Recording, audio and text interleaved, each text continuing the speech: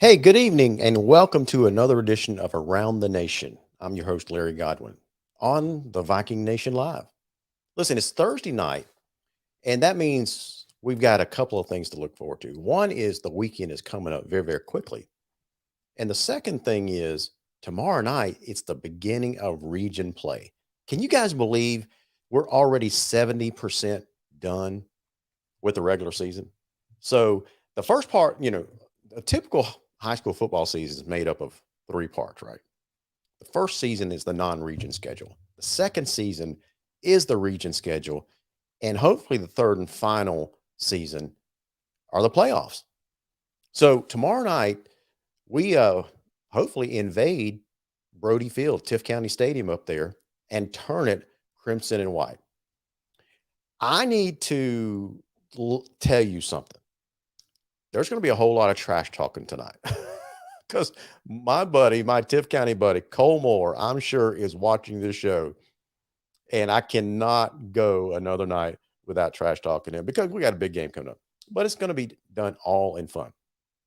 Now, I want to bring on these super fans that you guys know and love. That is Billy Pearson. How you doing, Billy? Doing good, Larry. How about you? I've had better days. I've had a better day. I'm sure you have. You know why? I'm not gonna tell the audience. Well, shoot, why not? Why not? Let's just get it all. Let's bring Chris on the screen. Let's just get it all out there because I'm sure people will know why I'm not talking or purposely trying to talk less tonight. So I think everybody knows a couple months ago I had oral surgery, right? And then a complication developed, had to redo it. And so now I'm going weekly every Thursday afternoon for a follow up. And so yesterday I popped another stitch. And so I'm leaking fragments or whatever they put in there. And so today I go up there. He opens my mouth, looks in there. He says, "Yeah, yeah, we're gonna have to put another stitch in there, maybe three or four stitches in there." I said, "Why does this keep happening?" He said, he kind of chuckles a little bit. He says, "Larry, you talk too much." And I said, "Doc, what are you talking about?" He said, "You talk for a living, don't you?" I said, "Yeah, all the time." He says, "Well, the stitches are right here. And when you talk and smile, especially if you do it a lot, the inside of your cheek just constantly tears or pulls at that stitch. And eventually it pops out if you just do it too much." So anyway, that's what's happened. So he stitched me back up. So it's not the best feeling in the world right now, but hey, what do we do when we're Lowndes Vikings? We soldier on. We fight through the pain, right? That's right. That's right. We keep chopping. Keep chopping, man. Keep chopping. So I'll be doing less talking tonight and letting these two other experts carry the show for us tonight. Before we get deep into the weeds, I want to remind everybody about our sponsors, Winn Dixie, the Migraine and Spine Clinic of Valdosta, a shade of perfection, White Oak Investment, G Nation Media, and we have a new sponsor tonight, which is Rebound Ministries. And next week we're going to have the founder of that outreach group. It's an interesting story. I talked to him earlier today. It's an interesting story. A guy named Buster Montgomery, and so I think he'll be on the show next week to talk a little bit about what they do because it's pretty exciting what they do. So anyway, those are the folks that we have on our slate of sponsors. So thank you so much for all of them. I also want to thank about 7:15 in about 8 or so minutes. Shane Thomas, the sports editor for the Valdosta Daily Times, will be live with us. He'll be calling in to talk to us about his perspective on how the season's going. Billy, I described him to you earlier as, what was the word I used? He's an objective spectator. Yes, Been that's how just you about put it. every yeah, just been to about just about every game, and he's the sports reporter for the Times, and it's his job to write down an unbiased report of the games that he's covered. So I'll let you guys handle that interview, but to want to just tell the audience we're in for a treat tonight because when you guys watch the show every week, quite frankly, we're three homers, right? And that's what our fans expect. We're called the Viking Nation for a reason. We're always going to tout our team's horn. But so Shane's going to come in and give an objective, unbiased perspective on what's going on. So I'm really looking forward to that. Couple of things, guys. How about that Lowndes Special Olympics team? That was awesome. Yes, did. absolutely. They did such an outstanding job this week. So let me pull those guys up on the screen. I think I can get this. Is that it right there? Ooh, nope, that's not it.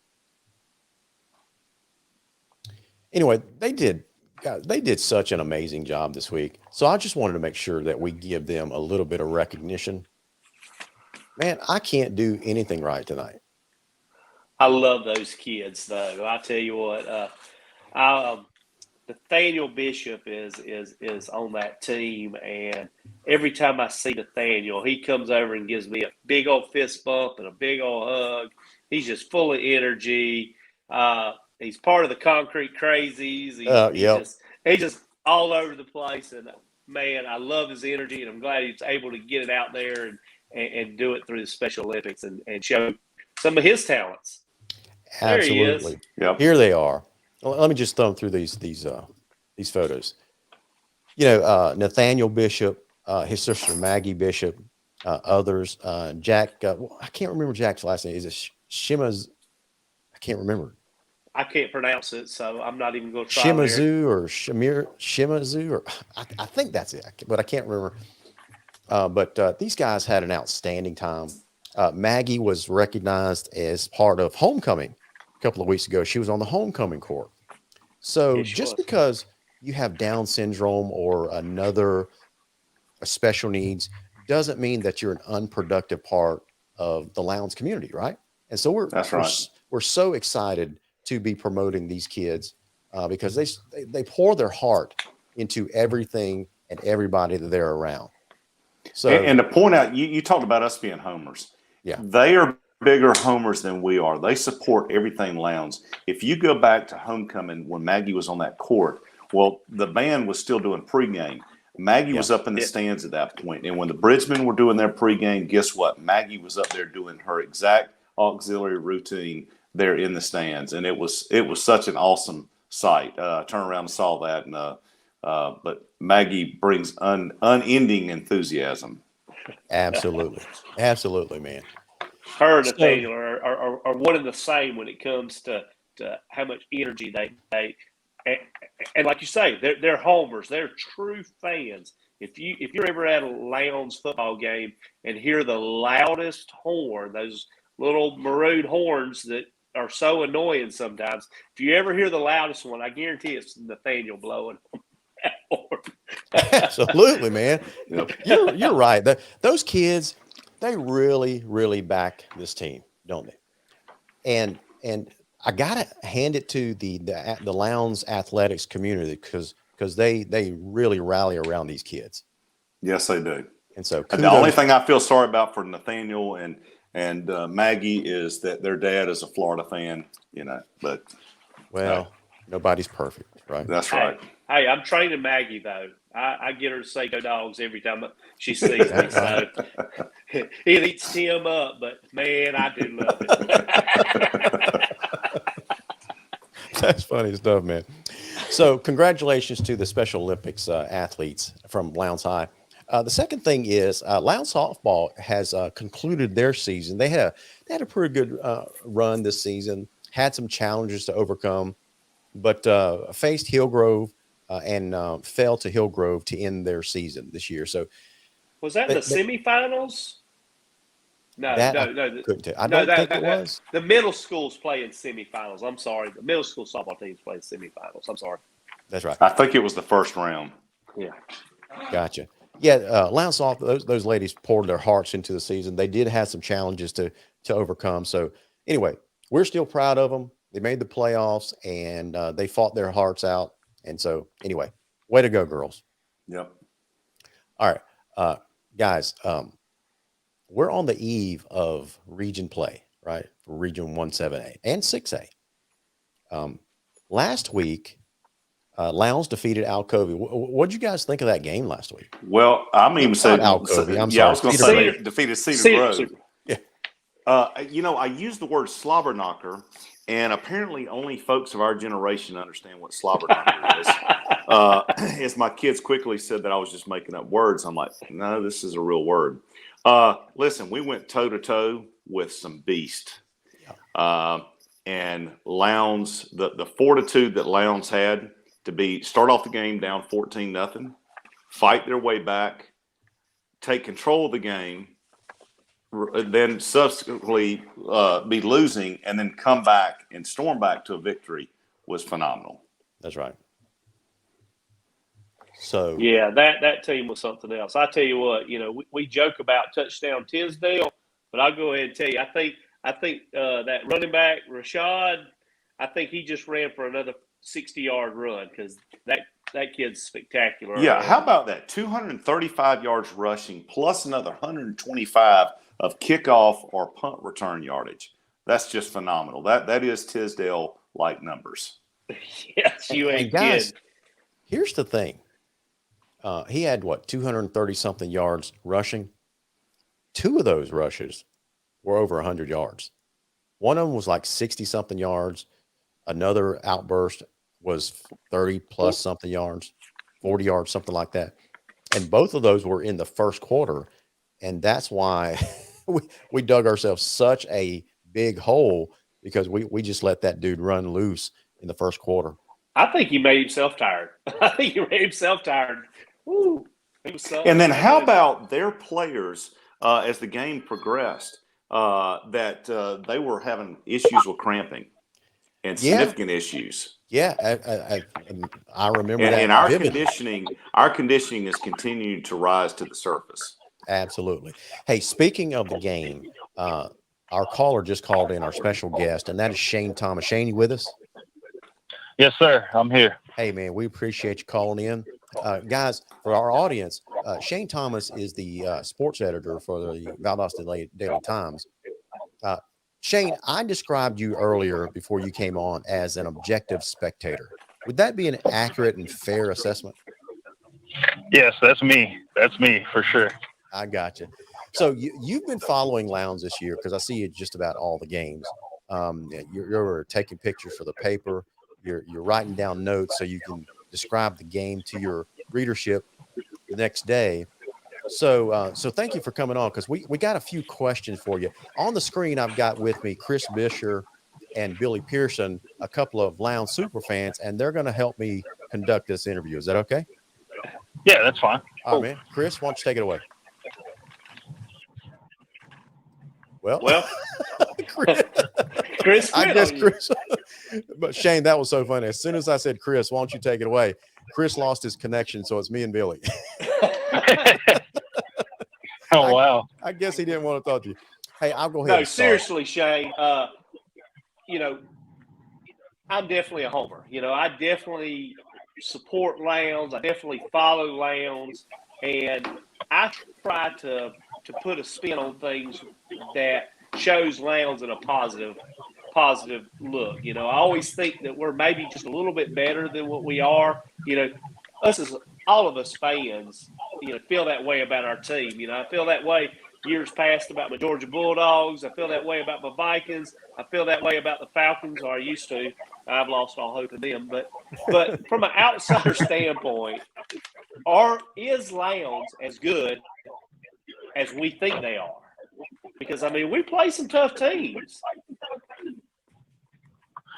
Yeah, I think all things considering, the defensive struggles, obviously, it all comes down to wins and losses. And, for the most part, we've seen a lot of bend from the defense.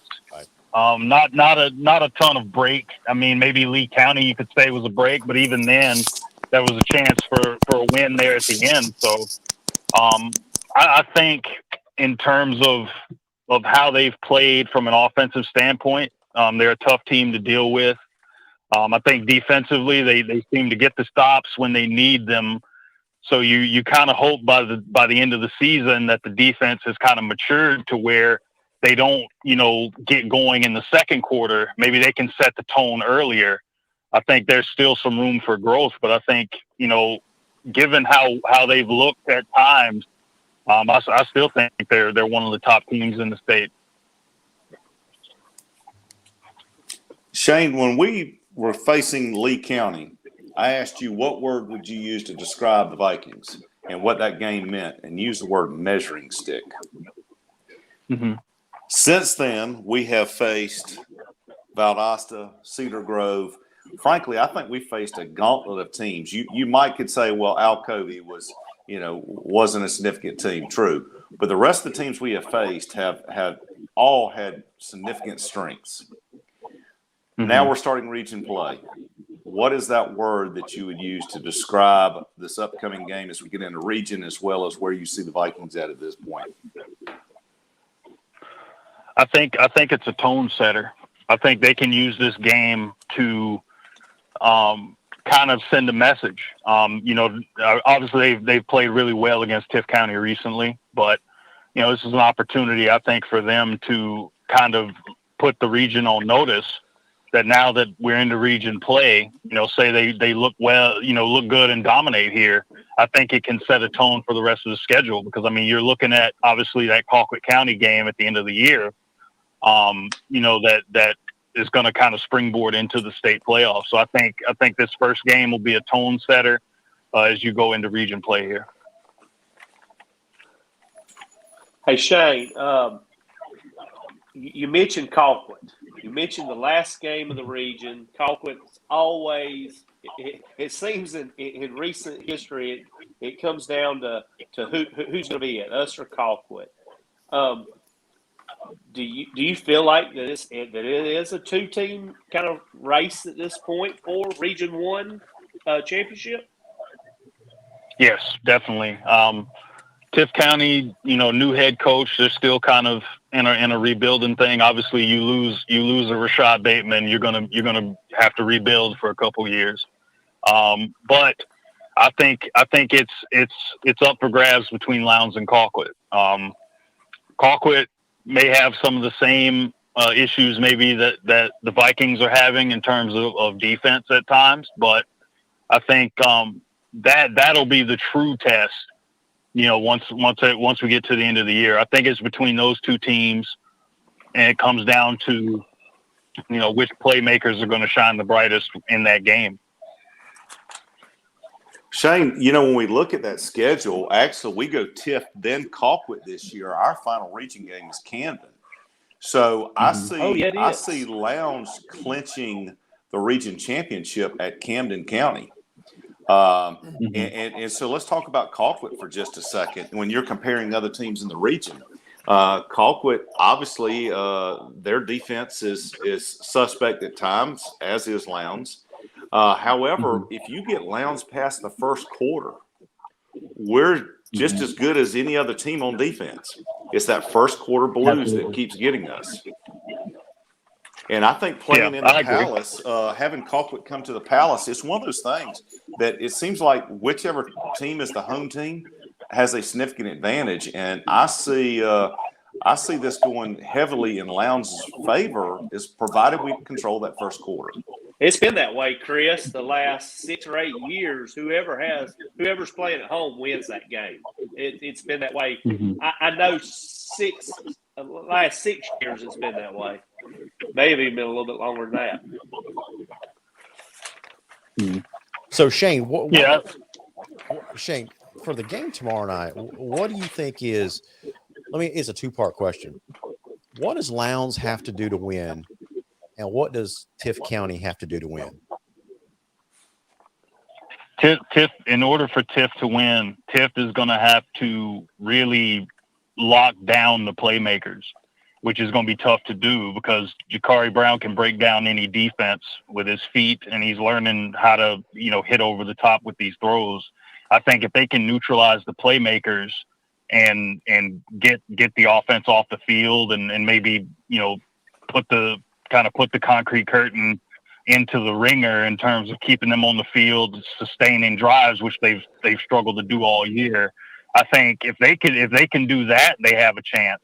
As far as Lowndes, I think they have to really hit them early, kind of to borrow from college football, they kind of have to pull a Valdosta State where you jump on a team, you hang a couple of touchdowns on them early, put them behind the 8 ball, and then, you use your defense to kind of, get that team off the field and get the ball back to the offense for them to do what they do. So I think for Lowndes, it's quick starts.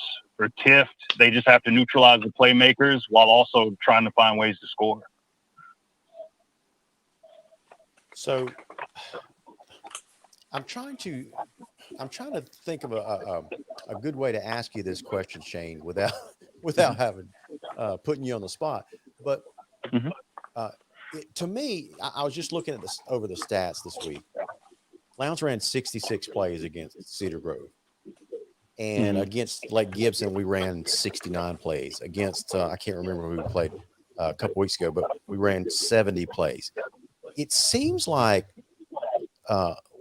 in order for Lowndes to let or minimize mistakes, for Jacory to get into the groove and he's completing more passes, am I off base by saying that Lowndes, just their offensive side of the ball anyway, they just seem like a better oiled machine, a more efficient machine if they run up-tempo style of offense? What's your view on that?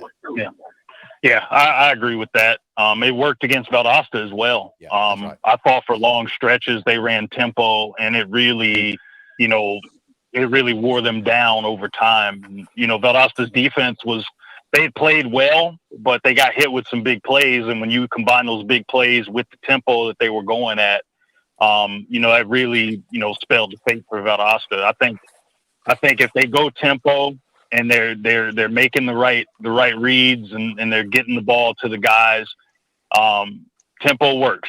And until a team can stop them in tempo, I think they should look to push the pace as much as possible. All right. So given all that, I'm going to ask you to pick a side. not saying rah Lowndes, but this is a big game tomorrow night. What do you think the outcome's going to be? I'm not going to ask you for a score, but what do you think the outcome's going to be from an objective spectator point of view? I think Lowndes wins. I'm not sure of a score, but I think Lowndes wins. They may not put a bunch of points on the board. I think they probably could score score 28-34. I think the offense looks good, and I think the defense, kind of keeps Tift in check. Gotcha. Okay. So we don't have to hear that stupid cannon, is what you're saying. I hope we don't hear it at all. Yeah. Yeah. We heard it enough at Lee County. We don't need to hear it again. Yeah, for sure. So Shane, what game will you be at tomorrow night? So I got stuck with road games. My original plan was to go to Northside for the Valdosta game, but Valdosta State's playing West Alabama on the road this weekend. So because of some scheduling in terms of riding with them, I'm going to have to end up going to the West Al game this weekend. Gotcha. So I'll be leaving Friday night. So I'm going to try to get some stats and pictures from those games so we can put it in the paper the next week. So we'll see. I got you. We won't hate on travel it's with VSU. We like VSU too. Yeah. It's weird. It's weird sledding. We're down a reporter. I think Nathan's out this week, and then, with them going to Warner Robins, I wanted to make that trip and then leave Saturday, but they said they were going to leave Friday night instead of Saturday morning, so I had to change it up. All right, Shane, I'm gonna put you on the spot here for a moment. Okay. All right, we're talking about 7A, so you don't have to feel like you're gonna get in trouble with Valdosta, with them not having to go, getting to go to the playoffs. Where do you size Lowndes up? I know what the state rankings are. Where do you size Lowndes up in the current situation, given Collins Hill's lost their number one receiver, possibly could return this season? But where do you see Lowndes currently going into region play on a state level? I think right now I think they're what? I think they're 7 in 7A right now. They were before the Cedar Grove game. I don't know if what it changed to. Yeah, I think there's a chance to move up. I think, given how this region will go, I think there's a chance they definitely move into the top. They'll definitely be in the top 5 in 7A. I think they could be up as high as maybe 3 or 4 for sure. Wow. And then, I think they can make that jump. Obviously some things have to go right, but I think they're definitely capable of making that jump. Well, it seems like we're starting to peak at the right time. The concerns that we had at the beginning of the season in various aspects of the game, those are starting to disappear. We've seen a great maturation on both sides of the ball. But what we see in this team is the immeasurable, and that is the fight. Look how Lowndes has had to fight back against Lake Gibson. Look how they had to fight back against Cedar Grove. Walton, even to start the season, they're in the dome. I mean, let's face it, any 15 to 18-year-old kid getting to play in that field the first game of the year, they're going to have some butterflies. So once we got past that first quarter, Lowndes really started to show something, and I think that continues. And I think we're just starting to hit our stride. I agree. I think given the level of confidence that I've heard from Jakari, that I've heard from Coach DuBose, like, you can see why they're so confident. They're talking region championship. They're talking about getting back to the state championship. I think that confidence combined with them having these kind of trial by fire games where you get down, a couple touchdowns, against Cedar Grove. You get down 2 touchdowns with $150 left against Walton. Like, I think those experiences help the team kind of rise up a little bit. I think that adds to the confidence, knowing that, hey, if we get down, not only can we come back, but even if it's a game where, say, we're within a touchdown going into the 4th, or, we got some momentum going to the 4th, they can look at that situation and go, we're not out of any game. There's not been, even the Lee County game, as bad as it started, they still only lost that game by 3. I think there's a confidence that comes from knowing that even if we get down and we don't play perfect, we're capable of not only coming back, but we're capable of winning those games. And I think as you get into region play, into state playoffs, I think that gives a team like Lowndes an edge, especially if they continue to peak and trend the way we're talking about. So, Shay, is that our identity? Is that going to be Lowndes' identity? Are we going to just be the come from behind team? Are we going to be the fourth quarter team? I mean, do you feel like that is our identity? I think so far it's become that. I think it's because I think scoring isn't the problem. It's stopping teams from getting out to big starts early. I mean, even if you look at the averages, I think the Vikings average just under 36 points a game, but they still have a double digit margin of victory. So everybody, even though the defense has been a little bit maligned and has struggled at times, they're still able to come back, and they still have a double digit margin on average. So I think it's kind of a hidden identity. I think it's still a team that the offense is a lot more explosive, even in recent seasons where you've seen a team, score 40 plus or close to that every game. I think the offense is more explosive. The defense has taken a step back, but they're still a good group. So I think it's still kind of a bit of an offensive juggernaut identity, but I think the other side of that is it's a team that's resilient and can make comebacks. And I think that'll make them kind of dangerous once you get later in the year. So as Lowndes wins this, I'm going to get you to look into your crystal ball for the future. We're talking a few games away when Lowndes has won the region championship. Beyond the word champions or region champions, what word would you say will best describe this Lowndes team at the conclusion of region play at this point? Great question. Man, That is a good question. I think they can get back to at least the semifinals. I'd say semifinalists there for sure if they can win the region championship. So Okay. Shane, with your answer there, are you suggesting that Lowndes has a better shot in the playoffs with a region championship win? Yeah, I think it's a tough region. I think it's almost kind of like, say, all right, to go back to Valdosta State, for example. Just talking to Coach Goff yesterday, he said that if you were to win the Gulf South Conference, your chances of winning a national championship go up exponentially. I think 7A, even some of the teams y'all have played in terms of Cedar Grove, in terms of Lee, even Walton, like, I think if you're able to win 7A, your chances of doing something and getting to the semifinals at least go way up just from coming out of that region, because it's not a picnic for anybody. Absolutely. Do you man. think a home field advantage, if we come out as region champions, do you think that the home field advantage helps us greater to have a chance at the semifinals or even a state championship?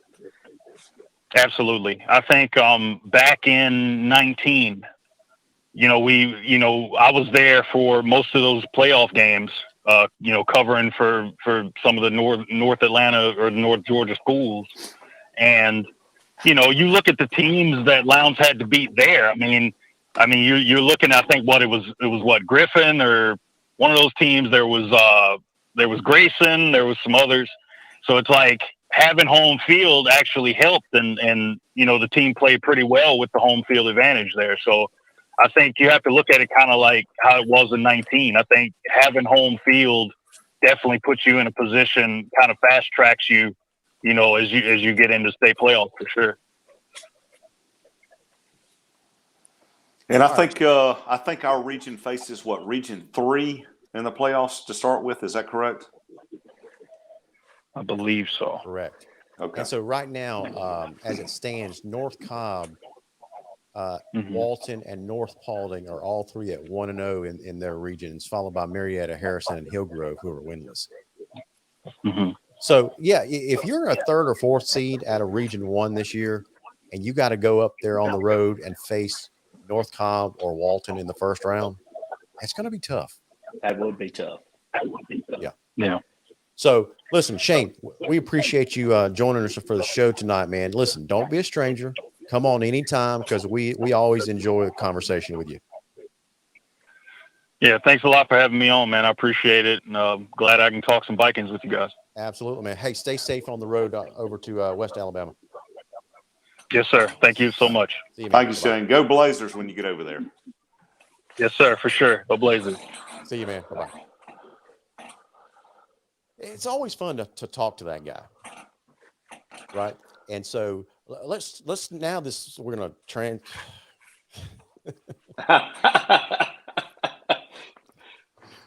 Yeah, I'm feeling pretty good.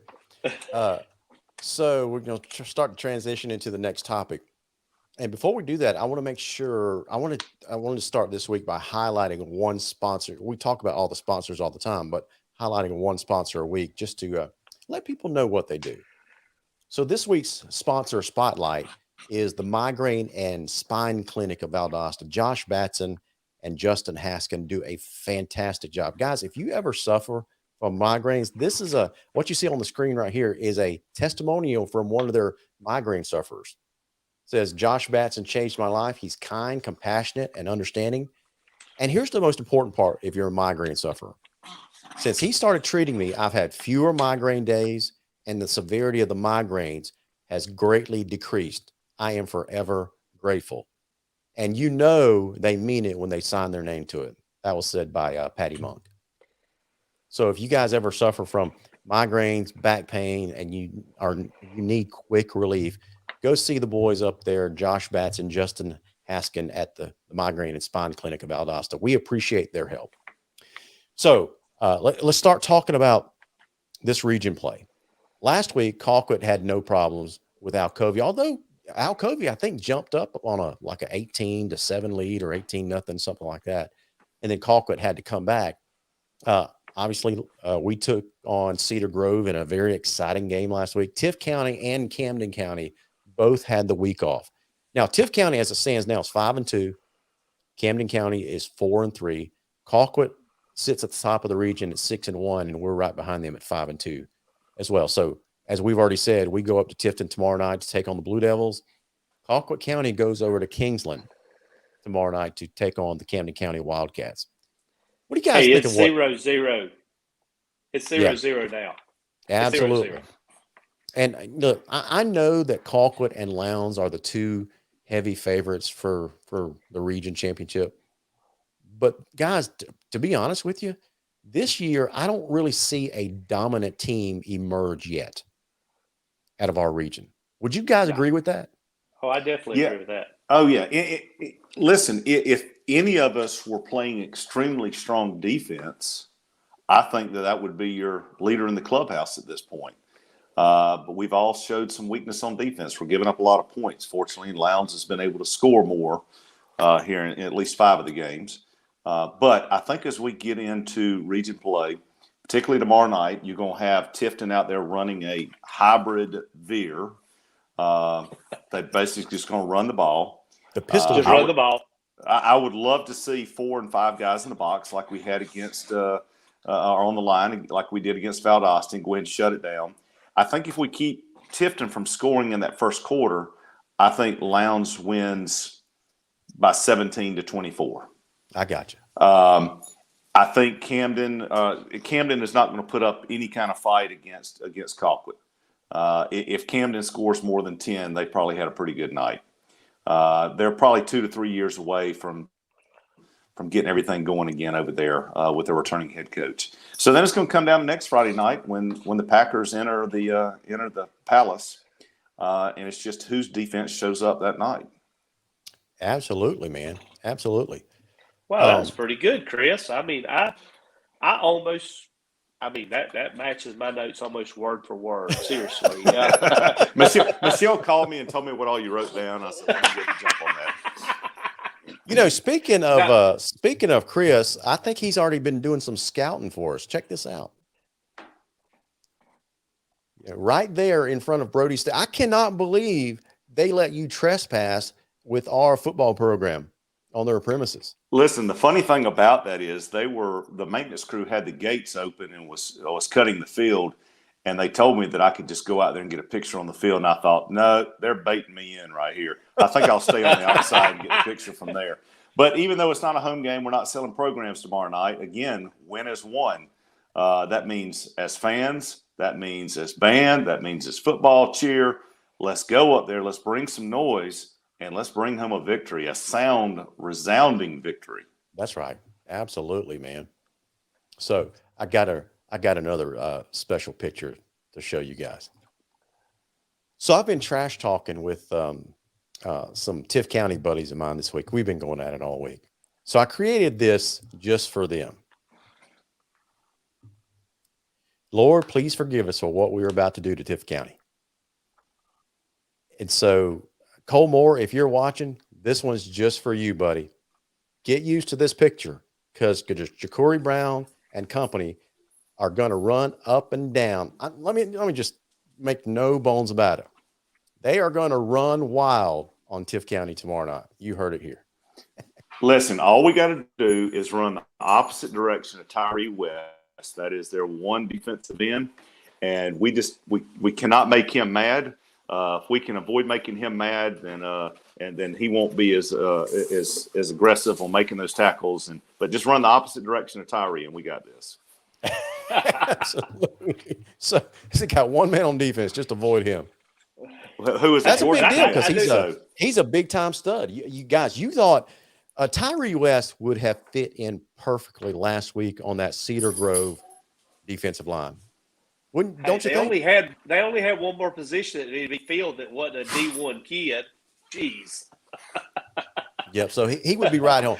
Tyree West is that caliber of athlete. I think is he already verbally committed to Georgia? Yeah, he's already committed to Georgia, and he's been to a couple of the games, and I think he's planning on being there on Saturday as well. So maybe he's more concerned about going up to Athens to see the Dogs win the SEC East than what's going to happen tomorrow night at Brody Field.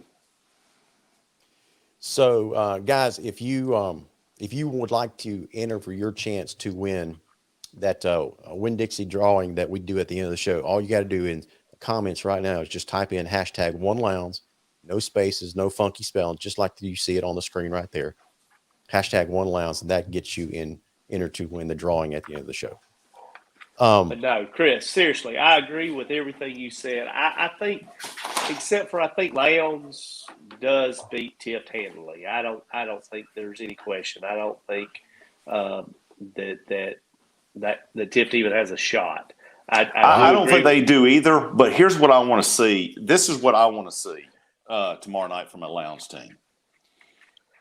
First off, if they don't score at all in the entire game, that's even better.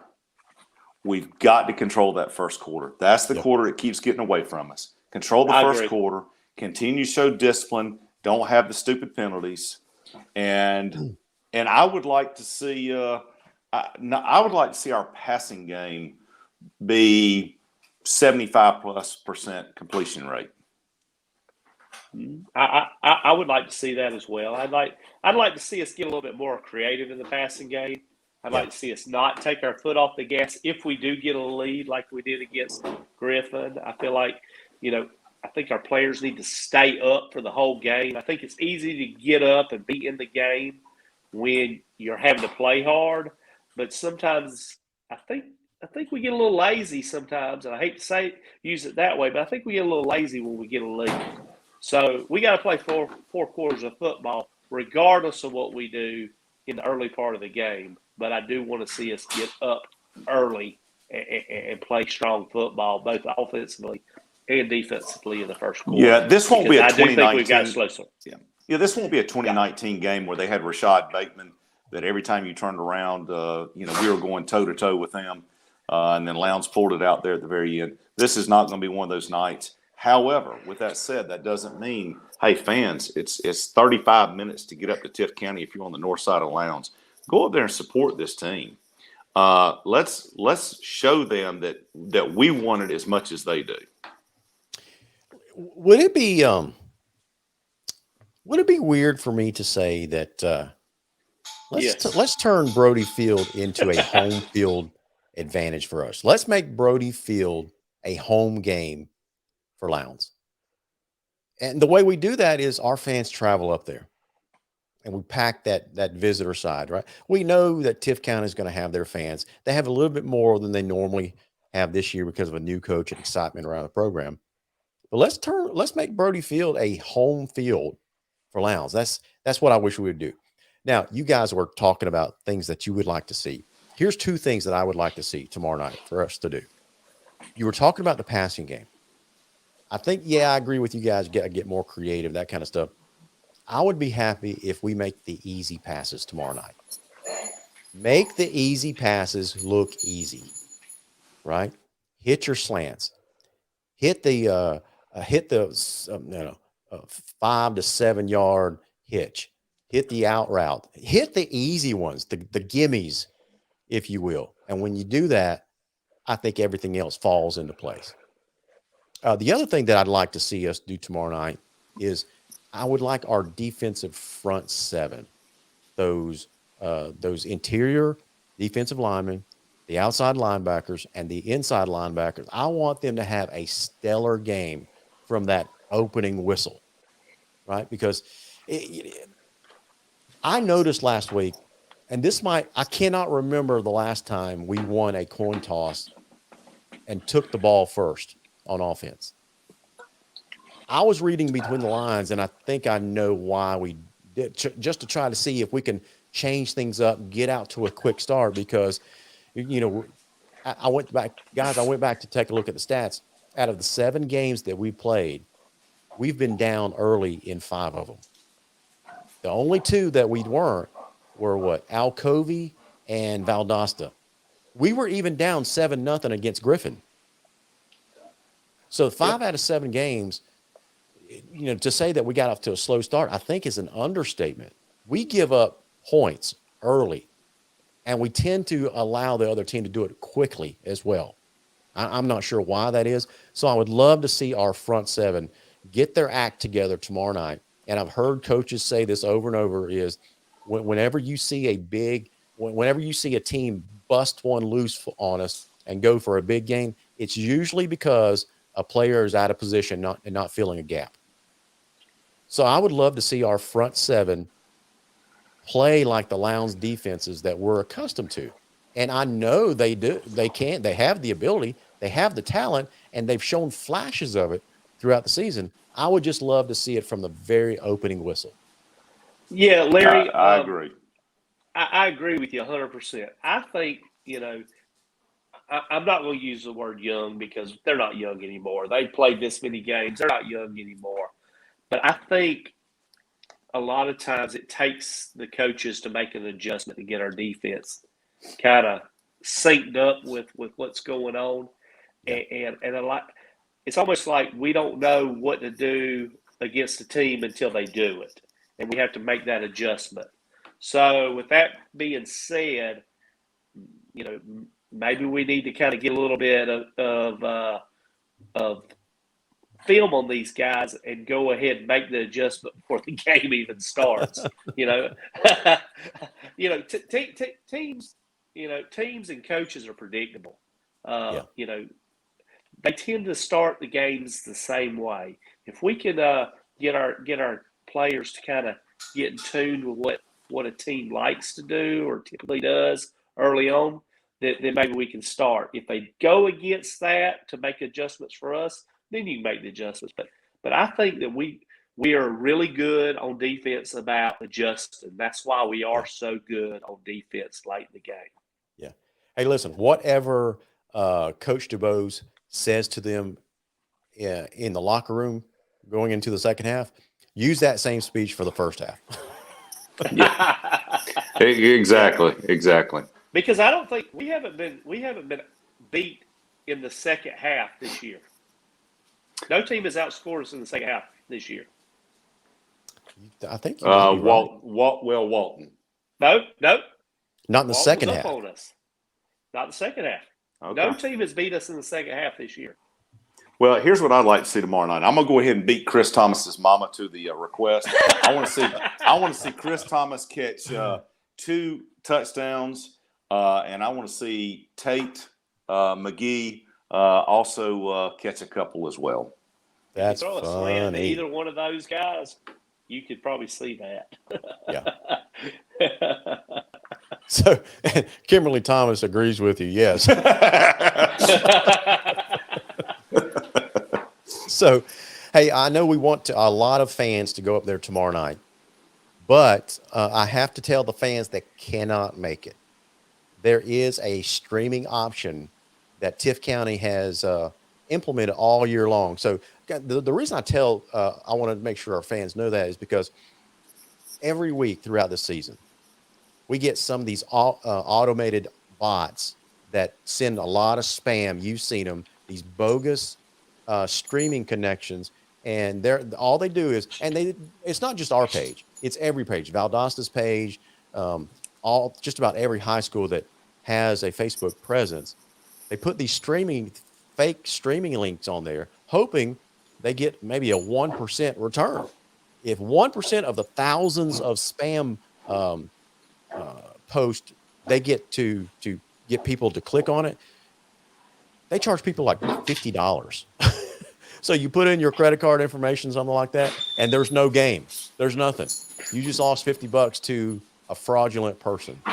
That's right. So I can just tell the easiest way to do it is check either 3 of our Facebook page. If we don't put there's a streaming of any kind, then it probably isn't true. So just check our pages. We'll tell you the truth because and the other thing too, keep in mind, but we kind of keep up with it. That's right. But keep in mind, we're talking about a 7:30 kickoff. Right. Why even worry about live stream? Run up to Tift County, watch the game, and come on back, be home by 11 o'clock, and watch the Vikings put it on the Blue Devils. Absolutely. I'm with you. Like And it's 95% starting to get of fans need football to be weather. there. But, some people like Denise Jernigan, she's out in Dallas, big Lowndes fan, right? It'd be nice for her to watch her team. So that's why we promote that kind of stuff. So we recognize sometimes people have a legitimate need to watch a live stream like that. So I don't mind putting it out there. Oh my gosh, Jason Anderson. You never know what Jason's going to post. Oh, here we go. Don't even I put thought his he on was the retired. He says those spam sites are still slightly better than NFHS coverage. Jason, there's another one. Let's talk about Jason for just a second. Lord. He cannot Lord. decide whether he's a Georgia or an Auburn fan here lately. But you know what? I like his newfound love of Auburn because it seems to be working well for Georgia. It seems to be working. It seems to be working. If he's rooting for Auburn, we're beating Auburn. So, yes, Jason, you keep doing it. Jason, keep it up, Jason. Keep it up. So Jason's quit rooting for the Braves. I want to see him win one. Jason's flirtation with Auburn is proof that parents will do anything for their kids. You are correct. So anyway, hey, before we get on to the drawing and the Nobody Awards, Chris, give us a Bridgman update. You guys got something big going on this weekend. Oh, yes, we do. Yes, we do. Hey, listen here. On Saturday, we have Battle on the Border at Martin Stadium. Gates open at 10 o'clock. First band takes the field at 11 a.m. We have Troy University, the Sound of the South, making a special appearance at 4 p.m. Your Bridgman will take the field for an exhibition performance a little after 9 p.m. It's only $10 to get in for the entire day. You'll get a wristband. If you need to leave and come back, you can do that. But know that we're going to have lots of concessions on hand. Hamburgers, hot dogs, barbecue sandwiches, all kinds of things. So there's no reason to leave to go get food. But also, if you have a child that's 5 and under, or if you're an active duty military with a military ID, you will get in for free. And I heavily encourage you to come out and watch this. There's 13 bands, a little over 1,400 students coming to Martin Stadium. This is a great chance for us to show off our facilities. And then at the end of the night, they're all going to be blown away by the Bridgman with Rocket Man, with their award-winning show, Rocket Man. That's right. And then next Saturday, we have one more competition. Get in. That's right. Football team will get in for free. We hope that they show up to come out and support the band. The band is there to support them each and every game. And we're hoping that the football team can come out and support the Bridgman on Saturday night. So, listen, I was afraid that we were going to stir Jason Anderson up because he's on a roll now. He's got a message for Billy. By the way, I was present when the Braves won the World Series, Billy Pearson. I know, and I'm telling you not to root for them because it's working this year. But Jason does have a favorite pitcher. Yeah, he does. He really does. You're He right. does.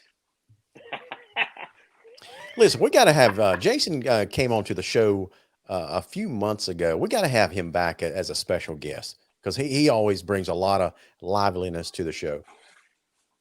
I mean, for a Colquitt County guy, I guess he's all right. That's right. All right, guys, listen, let's talk about the Nobody's Award that we started doing last week. I mean, this is not an official award for those viewers that didn't catch what we were doing last week. These are not Billy. Chris, let me just go ahead and describe that to you so I can just stop talking for a few minutes. Yeah, so the Nobodies, this is all the behind-the-scenes volunteers at Lowndes High. They may be band, they may be football team, they may be softball, you name it. But they're out there supporting whatever program it is. Behind the scenes, they're not looking for any kind of recognition. They are truly the nobody that's out there, but yet they truly are special individuals. And so it's just a way for us to recognize the volunteers. So each week, one of us is going to nominate a certain person or group for the Nobody Award, and it's just recognizing what these volunteers do because it does take everyone coming together to support these programs. Absolutely. Hey, here's a shout out before we get started with the award nominations. Howell Lewis says, shout out to my son, Keelan Hill, number 9 on defense, and his teammates punched down on Tifton. Absolutely. Hey, Howell, There thank you you so go. much for watching the show tonight. And one other thing is, listen, we got someone behind enemy lines tonight. Randy Steedley says, don't encourage Jason Anderson. Hey, and keep in mind, Randy's got some family up there in Tifton too. So, I'm glad to see he's Absolutely. watching the Viking Nation. Absolutely. Hey, Randy, listen, man, just between us, I know every once in a while you say to yourself, go Vikings in such a, so you Cat fans don't pick up on it, but I know you're there, man. Every time Lowndes wins, there's a smile on your face. No, I'm just kidding around. Hey, Randy, he's a Cat fan, but he supports Lowndes. Sells a lot of Lowndes merchandise up there at his shop, Spirit Screen Printing and Awards. Yeah, and let's give a shout out for Randy because he truly does. I mean, there's a lot of behind the scenes things that he does as well, but helping support both of these programs, well, and all the programs within Lowndes County sports programs. But yeah, so if you need some Viking attire or even some of that black and gold, go by and see Randy. Hey, Randy, since we're giving you some love, how about sponsoring the show? I'm just kidding. All right, let's talk about the Nobody Awards. Billy, you want to kick us off? I always got to start it because I always have a softball, and my softball this week is a guy that I actually told him this week that I felt like he did a great job. This guy, his daughter had been in band in 4 years, maybe 5 years, but yet he still comes out and helps by driving a truck, and I tell you what, he'll do anything you ask him. Chris could attest to this guy and how much he helps the team and the whole program. And he's a likable guy. Always got a smile on his face. But that's one thing that a lot of these volunteers do that people don't see is they hang on and keep helping the program even after their kids leave. He doesn't have any kids in the program, but he still goes. And my guy is Doug Oliver. Man, he helps with just about everything, I think. He drives a truck, loads truck, helps with props some. So my nobody is Doug Oliver. I got you. Great choice there, Billy. Doug does so much for the program, absolutely. Chris, who's your nominee? Well, I'm going to go with a group tonight. And this particular group, to kind of put things in perspective, they've had a tough time the last couple of years in terms of what their real jobs are, and that is in healthcare. And I'm recognizing our Bridgman nurses tonight. Wow. Not only are these nurses going and working, 40+ hours a week at their healthcare in their healthcare field, but Mandy, Dee, Leslie, Brandy, and Sandy also come out, and every time the Bridgmen are gathered for a practice, there's a nurse out there. They handle all the behind-the-scenes things. And here we've got a trip coming up, our fall band trip, and there will be 4 nurses on that trip. And they will make sure the kids are taken care of down there as well. So I want to recognize our nurses tonight because they do so much for so many. Absolutely, man. Good stuff there, dude. Good choice. All right, so my nominee tonight is a guy that he's just there all the time. And he just does whatever people ask of him and whatever they need him to do. I cannot remember showing up at a game when he's not there. He travels with the team. He's there at home. Like I said, he does just about everything that people ask of him. Sometimes he'll do things for the team without being asked. And maybe people will recognize this name. Maybe people will recognize his nickname. But let me just throw out a plug for a dude they call Shotgun. Shotgun Drake Roberts, right? Drake Roberts. How much more Good behind guy. the scenes can you get than the nominees that we talked about tonight, right? Whether it's band moms, whether it's Billy, who did you say? Doug Oliver. Doug Oliver. Oh, that's right. Doug Oliver. I'm sorry. The medication is making me a little bit foggy right now. and Drake Roberts.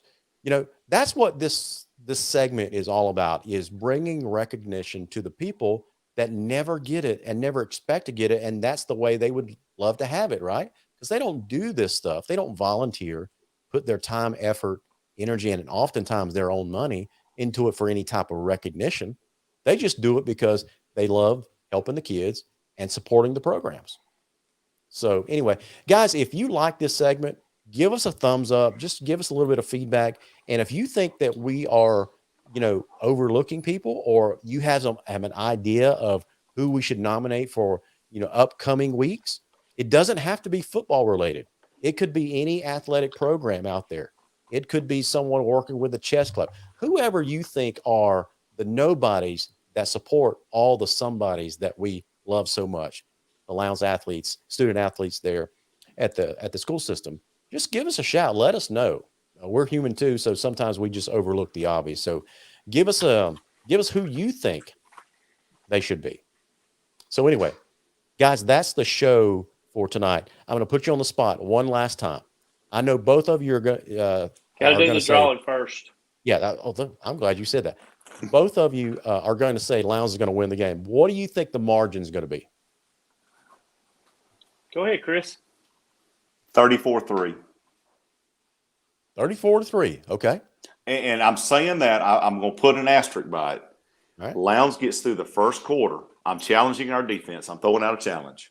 Wow. If we do not allow Tifton to score in the first quarter, the game will be 34-3. The game's 34-3. Okay. What about you, Billy? I think it's 38-3. I agree with Chris. Okay. Fair enough. I think it's going to be I think Tiff is going to probably score more than 3 points. I just have a feeling they're probably going to score a touchdown. Somehow, some way, they're going to score a touchdown.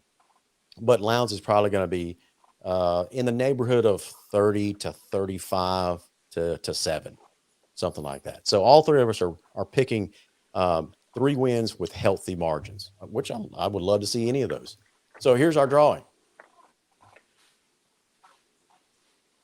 All right, so who's going to win the Winn-Dixie Stuff the Bucket meal tonight? It's going to be Chris Buescher.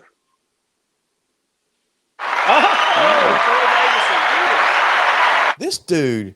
What does he do? Is that twice or 3 times? What is that? That's twice in the last month, I think. Well, he won Valdosta tickets for the Wintersville, and he won this one. So that's 2 in a month. Yeah, man. We're going to have to exclude Troy from next week's draw. I'm just kidding, Troy. So congratulations, Troy. I'll contact you through Facebook immediately after the show just to let you know. Oh, well, shoot, you already know how to do it, but I'll touch base with you after the show. So anyway, guys, I'll let you guys have the final word. What's your final word, Billy? Go Vikings. Hey, I love it. 2 final words. Yep. I'll throw in a couple extra words over Billy's. Please come out, support the Bridgemen on Saturday. This is our largest single fundraiser. It's been 2018 since we last had Battle on the Border because of hurricane one year and last year COVID. Come out and support these students. This senior class of students, they are the only ones to ever have had a Battle on the Border. Please come out and support these students. Beyond that, go Vikings. Go Vikings. Hey, listen, we will see you guys tomorrow night up in Tifton. And if not, y'all have a great weekend. We're out.